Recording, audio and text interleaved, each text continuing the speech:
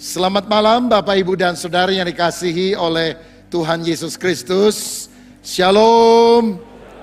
Selamat hari Natal, kiranya berkat Tuhan melimpah dalam hidup kita. Saya atas nama seluruh tim pastoral GBI Bethel Bandung mengucapkan terima kasih untuk dukungan, doa, kesetiaan saudara sepanjang tahun ini, sehingga pada hari ini kita bisa merayakan Natal bersama-sama secara onsite, walaupun saudara yang mengikutinya secara online melalui YouTube juga bisa mengikuti ibadah ini. Saya berterima kasih untuk tim musik, pujian, worship leader, choir yang telah memberkati kita dalam ibadah Natal ini. Siapa yang diberkati melalui pujian penyembahan yang ada? Berikan tepuk tangan yang paling meriah untuk Tuhan Yesus Kristus. Saya juga mengucapkan selamat datang kalau ada yang baru pertama hadir di tempat ini.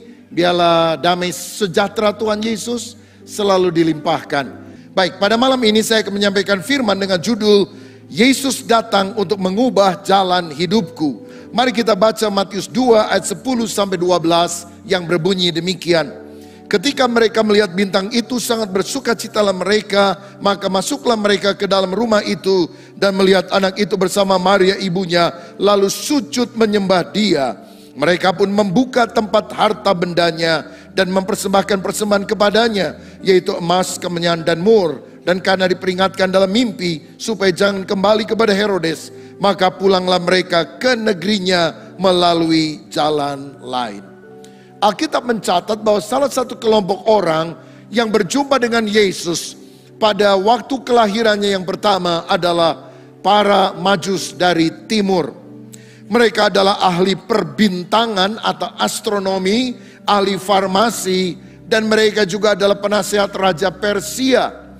Mereka kemudian melihat ada tanda bintang di timur dan mereka meyakini sebagai tanda kelahiran seorang raja besar telah datang, sehingga mereka berangkat untuk menjumpai bayi tersebut. Kemungkinan besar mereka adalah orang-orang yang pernah mendengar atau membaca nubuatan yang pernah disampaikan oleh Nabi Daniel yang pernah menjadi Perdana Menteri di negara Babilonia dan juga Media Persia yang kemudian mengalahkan mereka karena nama raja mereka Nebukadnezar sampai Darius adalah kepala negara ketika Daniel menjadi menteri atau bahkan Perdana Menterinya. Daniel menubuatkan akan lahir seorang raja yang akan membawa damai sejahtera, pemulihan bagi kerajaan Israel dengan ibu kotanya Yerusalem. Dan ketika mereka mendengar atau membaca hal itu dan mereka melihat ada tanda bintang di timur, mereka pergi ke tempat yang jauh untuk menjumpai sang raja. Ada dua keteladanan dari orang Majus yang harus kita pelajari supaya kita terapkan dalam Natal ini. Yang pertama, orang Majus itu mengajarkan dalam hal keuletan untuk mengejar tujuan atau sasaran dalam kehidupan. Saudara tahu Persia itu adalah negara yang jauh dari Israel. Kira-kira mereka harus menempuh perjalanan ke Bethlehem 2.200 km tanpa pesawat terbang. Mungkin mereka harus berjalan kaki atau naik unta atau naik keledai. 3 rombongan besar orang Majus ini berjalan beribu-ribu kilometer, berkorban waktu, tenaga, biaya, menghadapi padang pasir dengan cuaca ekstrim, binatang liar yang kadang muncul menyerang, penyamun atau perampok yang bisa mencuri emas, kemenyan, dan mur yang mereka bawa bagi sang raja. Mereka menghadapi tantangan, tapi mereka tidak gampang berputus asa. Sebetulnya mereka punya kesempatan untuk balik dan berkata, kita sudah menempuh jalan ribuan kilometer dan belum sampai. Sudahlah, kita pulang saja. Tapi ternyata mereka maju terus. Saya percaya menghadapi tahun 2023 yang penuh dengan tantangan, ada satu sifat yang harus kita miliki. Gigih, ulet, pantang menyerah, pantang mundur. Ever onward, no retreat. Maju terus, pantang mundur. Maju tak gentar, karena gentar tidak maju-maju. Saudara-saudara, sifat ulet harus dimiliki oleh seorang pemenang. Para juara bukanlah orang yang tidak pernah kalah, para juara hanyalah orang yang tidak pernah menyerah. Ulet untuk mencapai sasaran adalah spirit Natal yang kita harus tangkap pada hari ini. Yang kedua, yang kita harus teladani dari orang Majus adalah kerinduan besar yang mereka miliki terhadap perkara rohani. Orang Majus itu orang pintar, tapi mereka rindu perkara rohani. Kadang sekarang orang berpikir orang yang pintar itu pasti sekuler, nggak percaya Tuhan. Sedangkan orang yang religius beragama adalah orang bodoh. Hal itu tidak benar. Karena salah satu ilmuwan ternama Sir Isaac Newton, penemu hukum gravitasi bumi, adalah seorang yang sangat rohani. Dia membaca Alkitab setiap hari, bahkan menulis beberapa komentar-komentar dari kitab-kitab Alkitab. Blaise Pascal, seorang filsuf, bahkan pada waktu SMA mungkin saudara pernah belajar hukum Pascal. Tetapi Blaise Pascal adalah orang yang juga pernah berkata, dalam hati manusia ada God save vacuum, ada rongga kosong yang hanya bisa diisi oleh Tuhan. Sebab walaupun kita mengisi dengan harta, kekayaan, popularitas, kalau tidak ada Tuhan di hati kita akan merana. Mereka adalah orang pintar, tapi mereka percaya perkara rohani. Karena saya percaya hikmat sejati berasal dari Allah. Amsal 1 ayat 7 berkata, takut akan Tuhan adalah permulaan pengetahuan, tetapi orang yang bodoh menghina hikmat dan didikan. Di dunia ini banyak orang pinter nomor 1, hikmat nomor sepatu, saudara-saudara. Karena kepintaran bisa kita pelajari di bangku sekolah, tapi hikmat hanya datang dari takut akan Allah. Tahun 2023 yang penuh dengan tantangan, kita nggak hanya perlu kepintaran dan pengalaman kita perlu wisdom of God, hikmat dari Tuhan untuk mengatasi semua tantangan. Dan kalau Tuhan yang menuntun langkah kita, siapa yang akan melawan kita? Dia akan mengangkat kita lebih daripada pemenang. 1000 tangan menarik kita ke bawah, cukup 1 tangan Tuhan mengangkat kita ke atas, dan kita akan berkemenangan karena Tuhan yang menopang kehidupan kita. Haleluya. Nah, untuk mengenal Tuhan dan mengalami perkara rohani lebih dalam, maka orang Majus ini melakukan beberapa tindakan. Yang pertama, mereka sujud menyembah. Ayat tadi berkata ketika mereka melihat anak itu, masuklah mereka ke dalam rumah. Mereka tidak mau jadi penonton di luar. Mereka ingin bertemu face to face, muka dengan muka. Lalu mereka sujud menyembah.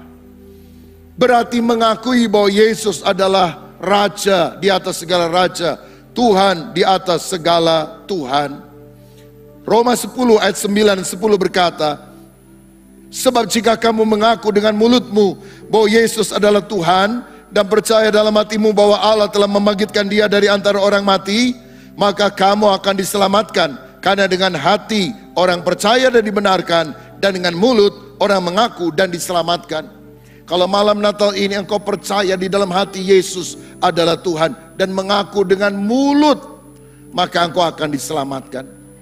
Hati percaya, mulut mengaku, hidup kekal akan Tuhan berikan kepada kita. Mulut ngaku tanpa hati yang percaya tidak ada gunanya. Hati percaya tanpa mulut mengaku tidak lengkap. Hati percaya, mulut mengaku. Tuhan berkata, engkau bukan hanya dibenarkan, engkau akan diselamatkan. Siapa yang rindu Tuhan memberikan hidup kekal, menjauhkan kita dari api neraka, memberikan sorga? Bukalah hatimu, menerima Yesus sebagai Tuhan dan Juru Selamat. Dia adalah hadiah Natal terbesar yang telah Tuhan berikan bagi kita. Yang kita harus lakukan hanya menerima Dia. Tahukah saudara bahwa lukisan yang termahal di dunia saat ini adalah Salvator Mundi, saudara. Salvator Mundi artinya Yesus Juru Selamat dunia. Ini adalah karya terakhir dari Leonardo da Vinci yang ukurannya hanya 2 jengkal ke kanan atau secara horizontal, 3 jengkal secara vertikal.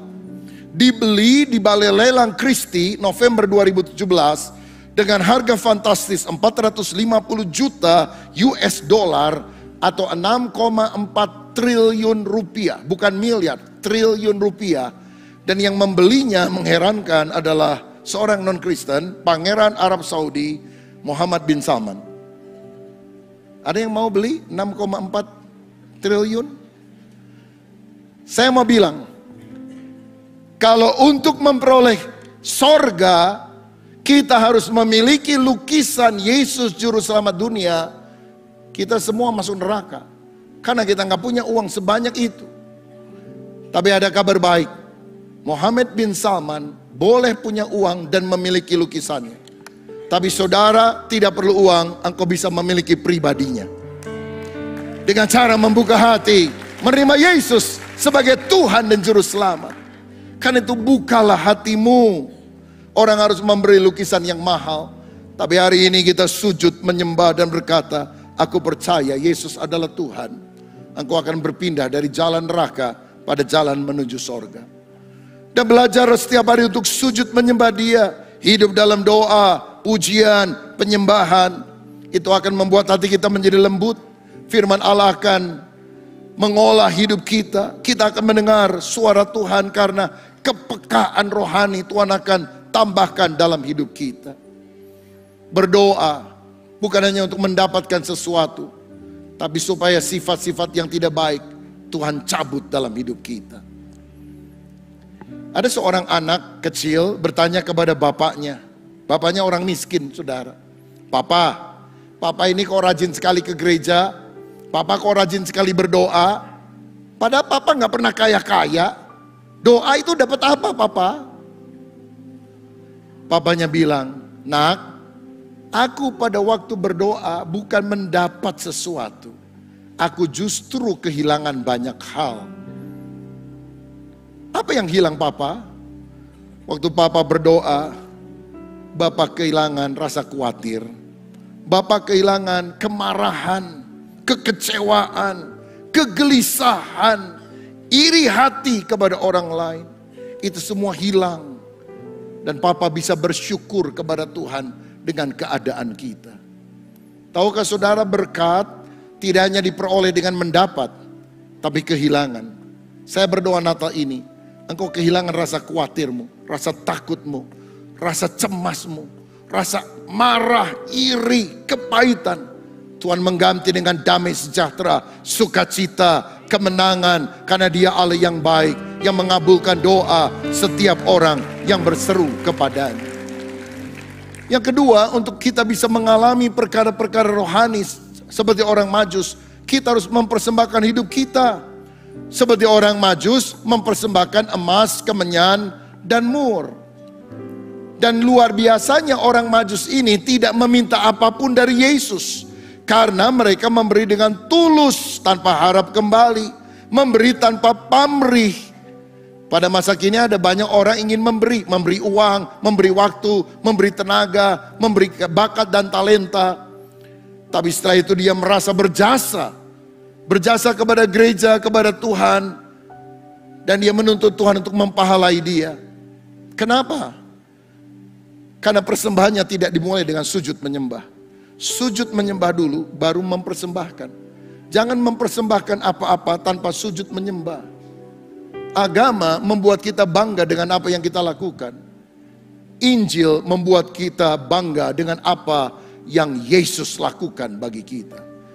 Dan itu harus dimulai dengan sujud menyembah Tuhan, baru mempersembahkan hal yang lain. Orang Majus ini senang bertemu dengan pribadi raja segala raja. Cinta kepada Tuhan pribadinya lebih daripada berkatnya. Sekarang ini kalau orang muda lagi cari jodoh, biasanya yang dilihat, jemput saya naik apa? Naik bajai, naik gojek, atau naik mobil pribadi. Oh, yang saya cari yang kepribadiannya bagus. Mobil pribadi, kolam renang pribadi, rumah pribadi. Ini tantangan bagi para pria, saudara, untuk bekerja lebih keras rupanya. Karena ada ungkapan berkata, bila wajahmu tidak menjanjikan, berusahalah hidup mapan, maka tampangmu akan termaafkan. Karena banyak wanita sekarang juga mata duitan. Oh, yang aku cari adalah hati, harta, dan properti.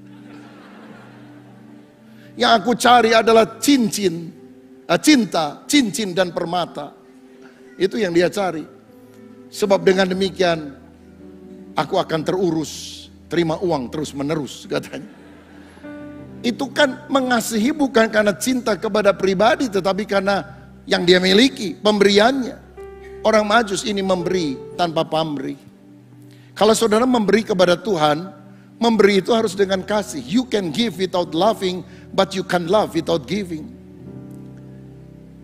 Ada orang bilang, Tuhan saya kasih persembahan 1 juta ya, dan engkau janji engkau akan berkati 30, 60 sampai 100 kali lipat ganda. Jadi akhir bulan aku akan dapat 100 kali lipat 100 juta. Kasih 1 juta, dapat 100 juta. Wah, enak kan saudara? Mancing dengan umpan ikan teri, dapat ikan tongkol. Mancing dengan umpan ikan tongkol, dapat ikan paus. Ada banyak orang memberi, hatinya tidak beres di hadapan Tuhan. Memberi kepada Tuhan tidak boleh transaksional, karena hubungan kita dengan Tuhan bukan hubungan dagang antara penjual dan pembeli. Hubungan kita dengan Tuhan adalah anak dan bapa. Anak melakukan sesuatu hanya untuk menyenangkan bapa, karena bapaklah yang pertama-tama mengasihi anak dan memberikan segala-galanya kepada anak yang dikasihinya. Itulah sikap daripada orang Majus, mempersembahkan yang terbaik. Sekarang kita tidak usah kasih emas, kemenyan, dan mur, karena yang paling Tuhan cari adalah hidupmu sendiri. Roma 12 ayat 1 berkata, karena itu saudara-saudara, demi kemurahan Allah, aku menasihatkan kamu supaya kamu mempersembahkan tubuhmu sebagai persembahan yang hidup, yang kudus, dan yang berkenan kepada Allah. Itu adalah ibadahmu yang sejati. Persembahkan tubuh bagi Tuhan, artinya mata bukan untuk melihat perkara-perkara yang najis, tapi untuk membaca Alkitab. Telinga tidak dipakai untuk mendengar gosip, tapi mendengarkan firman. Kaki tidak membawa kita ke jalan maksiat, tapi membawa kita ke gereja untuk beribadah kepada Tuhan. Tangan tidak untuk menampar orang, tapi tangan diletakkan kepada anak kita, mengelus dia penuh dengan kasih. Tangan kita letakkan kepada orang sakit, mendoakan dia supaya sembuh. Itulah artinya mempersembahkan hidup kita kepada Tuhan. Persembahkanlah hidup selagi kita masih kuat. Jangan kalau udah sakit, parah, sudah sekarat, sudah bukan 24 karat lagi, tinggal 1 karat baru bilang, Tuhan, ku persembahkan hidupku. Seperti orang kalau mau makan mangga dikupas, yang dipersembahkan kepada Tuhan sisa peloknya doang, saudara-saudara. Dagingnya udah dipakai, dimakan sendiri. Selagi saudara kuat, lagi kaya, lagi diberkati, lagi sukses, berikanlah hidupmu semuanya kepada Tuhan. Kalau dia adalah Tuhan, dia layak menerima pemberian yang terbaik dalam hidup saudara, karena dia raja di atas segala raja. Haleluya. Saya bertobat usia 15 tahun. Setelah saya tamat SMA, saya ingin jadi dokter atau ingin jadi ahli sastra Inggris.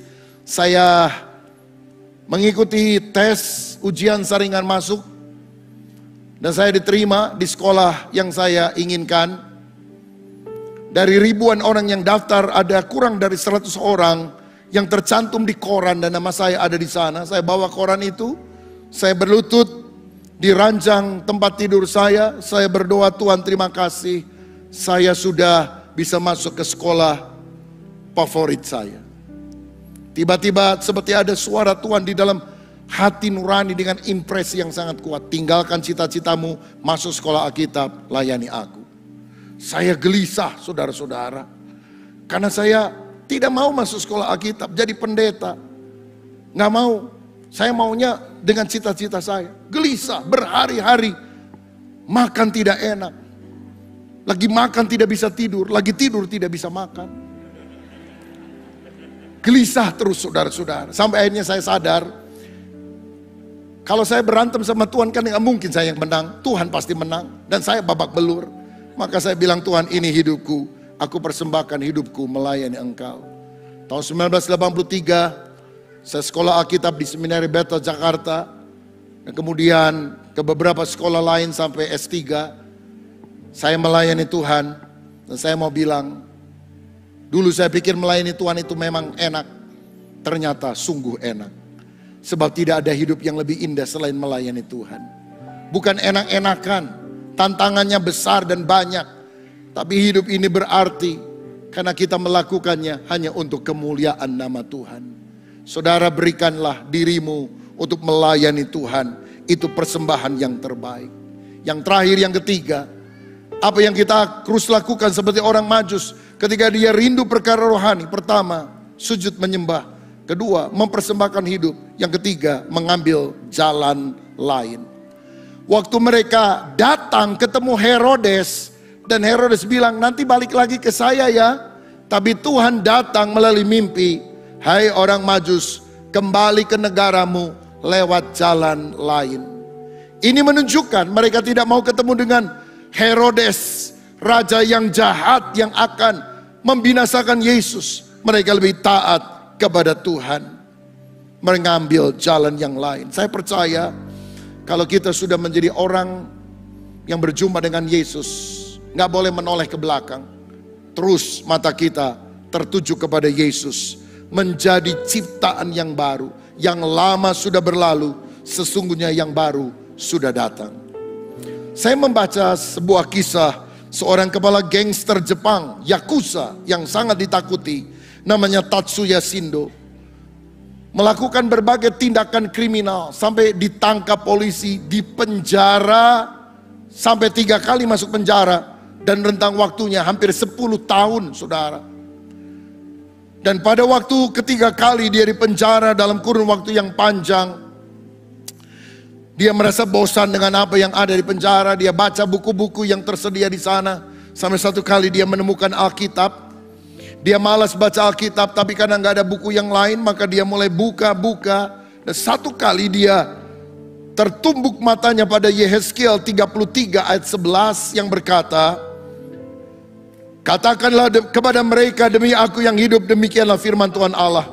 Aku tidak berkenan kepada kematian orang fasik, melainkan aku berkenan kepada pertobatan orang fasik itu dari kelakuannya, supaya ia hidup.